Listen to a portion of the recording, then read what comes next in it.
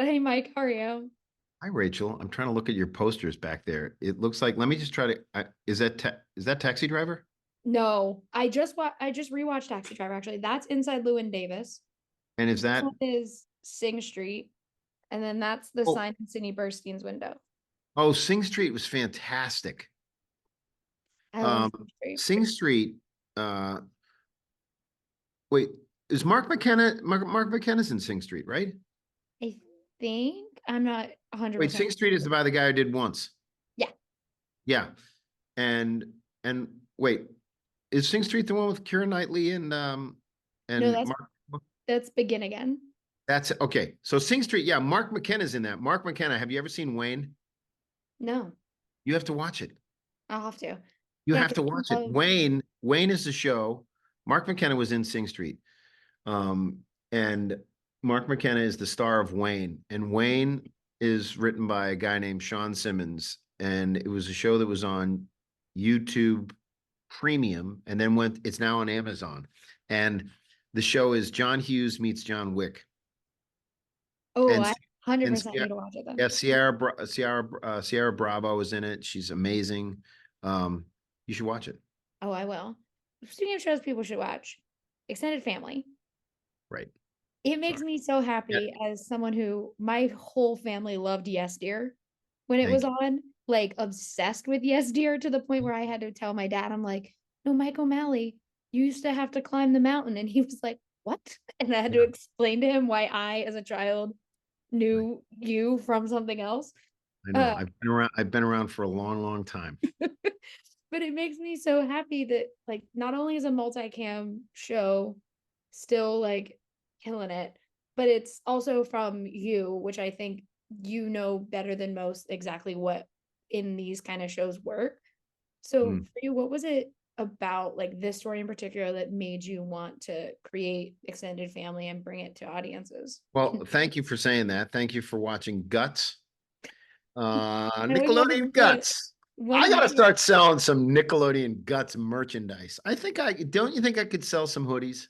Yeah, I would buy one right now. I always All wanted to right. climb. I wanted to get to the mountain every time. And I was like, I But it's probably just gonna, wouldn't. no, it's just gonna be my face. Just All your right. face My is face at the top of the crag. Okay. Um, hi, my face, 30 years younger. So let me just clear my throat here for a second. Um, so one of the great things about doing multicams is that they're shot in Los Angeles, most of them. Mhm. And you're correct. I had done one, especially I've done several multicams, but this one actually yesterday was something that went 122 episodes, and I loved it. Mhm. I love performing in front of a live audience. I love comedy. I do think we need more laughter in the world. I think we always can use more laughter. And I think there's an audience for multicams. I also recognize that there's some people who hate multicams. They don't like them. They don't like that they're in front of a live audience. They don't like that they hear other people laughing. Um, but they, again, that's for people who don't like theater, or they just think that there's something overtly manufactured about sitcoms. I'm not even worried about them. I know that there are some people that's just not for them. And that's okay. There's certain kinds of music that I don't like. We don't need to talk about it right now, but that I don't listen to. And that's okay. There's plenty of other music that I do like listening to. And what I love John Cryer. John Cryer is a big star. Donald Faison, another big star. Abigail Spencer, another big star. And the three of them together in this premise, they're all such winning personalities, people. They're nice people in life, and their persona on screen. They're also nice people. And I think that for me, I've spent a lot of time working in I was a writer on the first four seasons of Shameless. That was a very Mhm. dramatic, yet comedic, yet sometimes despairing look at the perils of bad parenting and alcoholism and people trying to scrape together 2 cents to make their own way and all the choices that result from bad parenting. Excuse me. um, and I think that an extended family, we wanted to show people dealing with the premise of divorce, which is a Mhm. destructive thing that tears families apart and causes people an incredible amount of emotional um, fracturing. Uh, that we wanted to show people who were acknowledging that they shouldn't have a marriage anymore because they were incompatible, but yet didn't want to have a stereotypical take on what that marriage or that divorce meant to then dissolve into, which is resentment. Mhm. Yeah, and I do like, not to bring it back to Shameless very quickly, but No, please. I do love Shameless, and I also love, how everyone has seemingly just discovered Jeremy Allen White Oh, for I the know. first time. Yeah. I mean, I was writing for that kid when he was 15. Would you write him into extended family just for all of us so we could just continue to get more of This Lick? this guy's dance card is full until 2050. I mean, this is like the biggest star in Hollywood right now. Jeremy has more than enough work. But that guy, from the first table read of the first episode of the pilot of Shameless, he was a star. He was a star to anyone who's ever met him, Hmm. anyone who's seen him act. One of my first episodes that I wrote for Shameless had a big storyline where he was a SAT, was taking the SAT for people. Yeah. So I just love that guy. He's what an actor. What an actor. I mean, that's just I mean, everything he's getting, he deserves, but he's Hmm. very gifted.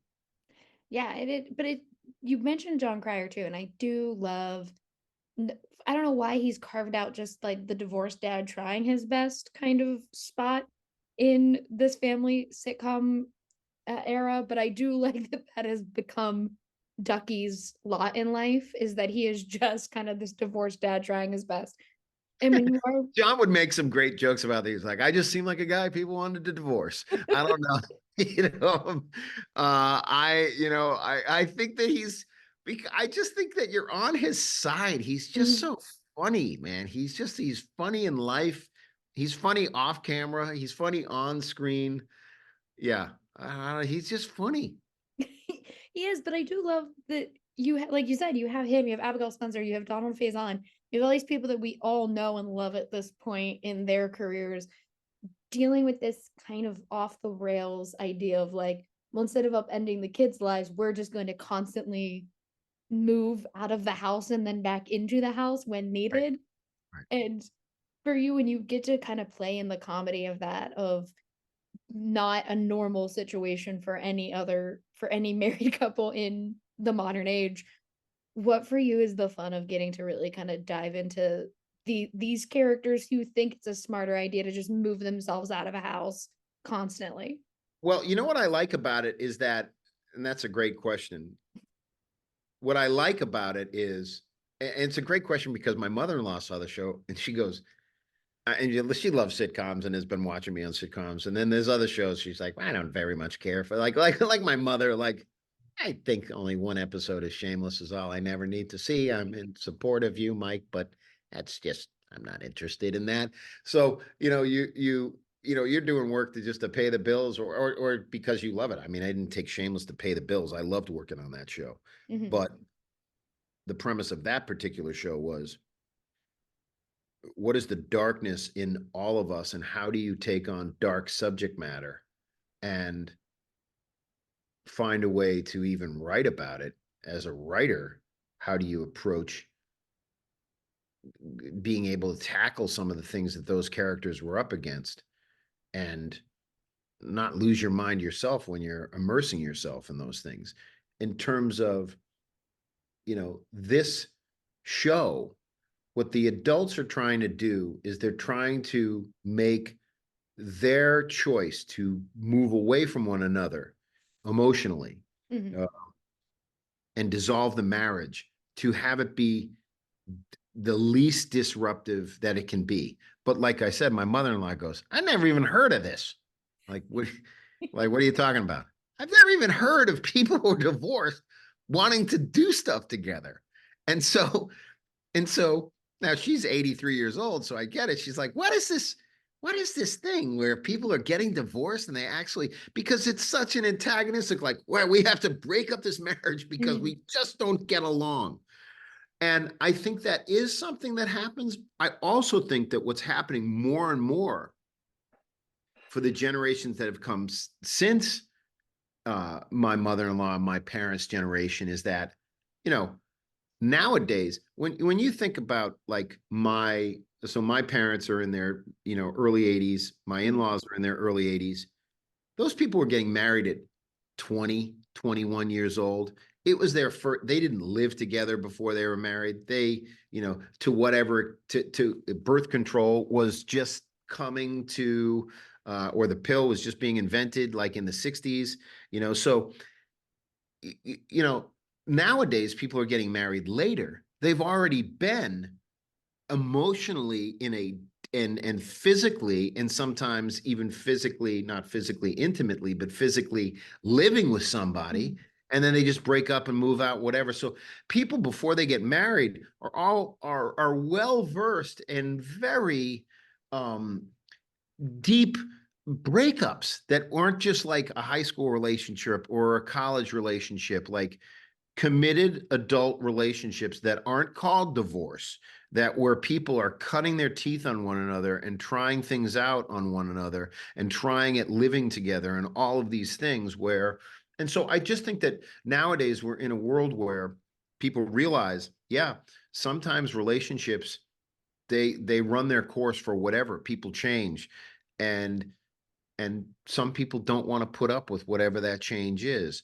I think when you have kids, you want to be that ballast for them. You want to be the backstop. You want to put yourselves um, second to them if you're doing it right. And that's really hard to do mhm. because some people would say you can't put yourself second to your kids. That's how people do that. And that's how people end up becoming unhappy. But I believe that what they're trying to do in this show, the characters, that even though they are divorced, they're trying to think of the kids um, first, and that's why they're in this situation.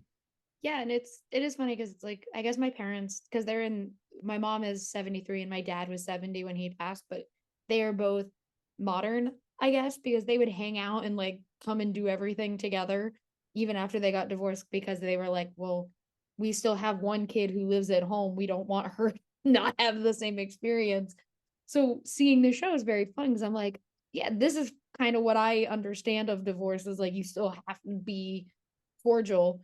For a last quick question, with a show that is like this, that is, modern in how it's depicting this, what do you hope audiences take away from extended family when they get to see it? That's a great question. So I think actually part of it is that what I said, where my mother-in-law is like, I've never even heard of this. Hmm. So when we are friends with somebody or someone's in our family, and you know this from just having friends, like you have guy friends, girlfriends who date somebody that you really like, and then they break up, and you got to kind of pick sides. You don't see them anymore because again, that person, you may have liked that person, but that person, even the memory of that person is causes pain for the person that you have that initial relationship with and a sustaining relationship with, to um they're just lost, right? I mean, all of us hopefully um understand this idea that there may have been somebody that you dated in your past who, if you were to just stack them up against all the people that you even know, you know, there are girlfriends that I had before I met my wife who, at that stage of my life, knew me as deeply as anyone on the earth. Hmm. They're gone. I mean, and they, I mean, it's like they're great. If you ran into them, hey, what are you gonna do?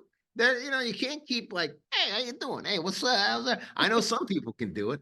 I'm. It's hard. That's hard for me. I'm not talking about somebody like I dated, casually or briefly. I'm talking about there are people in your life that you have these relationships with that you cannot maintain them once they break up because it's too painful. Hmm. Because everything that was unique about the relationship was the fact that this person knew you and experienced a you that everyone else doesn't get to. Well, then when that's gone, that relationship is gone, that intimacy is gone. And I'm talking emotional as well as physical. Is that then what do you do? Well, you can't do that. And but what's challenging, you talk about your mom and your dad, they have to for the good of the Mhm. kids. So right. So again, you have some person you're dating early in your 20s or just when you're getting out of college, and you love them and you're in love with them, and then it breaks up for whatever reason. There's no kid that keeps you coming back to see that person. That's one of the things I think is difficult about people who are divorced, is that the memory of this person that they loved is literally in the face of their children. Mhm. Right? How Yeah. they smile, how they walk, how they talk, how they're this. And, so you can't ever get away from it. Mhm. And rather than running away from it, what I admire about these characters is, and who the show is based on, the real life people, they're trying to make it work Mhm. rather than burden their kids with toxic, bad energy that they had nothing to do with. And I'll leave it on this. One of the things I really admire about my parents is that I never, and still admire, their emotional life and what they were going through was never a burden to me. I think life in and of itself, whatever you're going through, whatever you want out of life, whatever you have to deal with from life, whatever you know, the drive, the ambitions that you have, whatever the disappointments you have, that's enough. And to have parents where you don't have to think about what they're going through or take any of your energy in trying to navigate your way through life to focus. I'm not saying if they have to deal with an illness or something like that, but that the chaos of their own emotional romantic lives, I think it's very important to leave that as much as you can out of your kids' lives. Yeah. I 100% agree. Thank you so much for talking with me. I Great chat. expect to see that sweatshirt sooner rather Okay, than later. when I'll make the sweatshirt and I'll see you at the opening. I'll see you at the opening of when we'll go see Darren Chris. Okay. Yeah, we'll go All right. see Little Shop. Cheers. Thank you. Got Have it. a I'll great see you later. one. Thanks. Bye.